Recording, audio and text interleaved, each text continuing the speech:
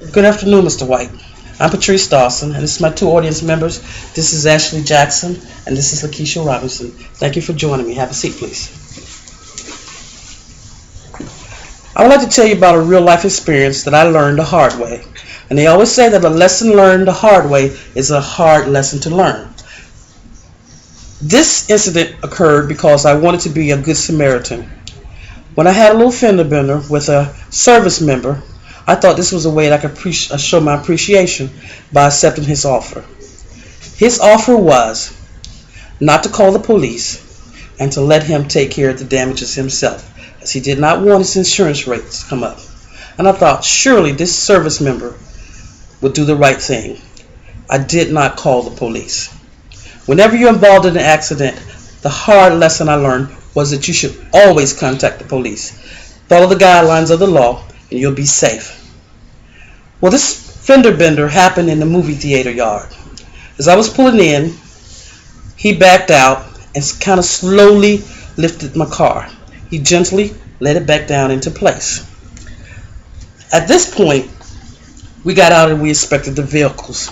I realized there was only a scratch and there was no harm done.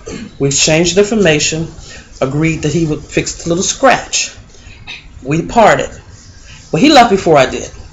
When I got in the car, started up, there was a lot of steam and noise coming from the car. I realized that I had a serious problem more than a scratch. Later, when I took it to the mechanic, I was told that when he lifted the car some way or the other, it did something to the water pump. It had to be replaced. I was beginning to think, well, he's in a little bit in for a surprise. Now I have more than a scratch. And I'm thinking he knew that this occurred when he hit the car, that he would take care of it.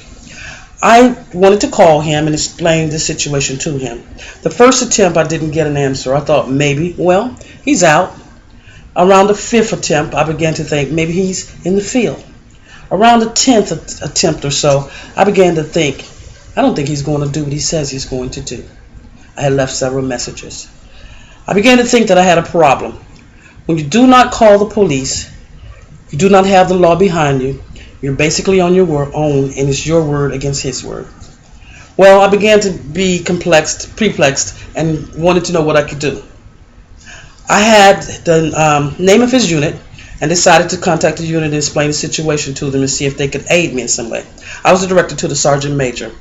After I explained the situation to him, he told me that he felt that the service member was to meet this obligation.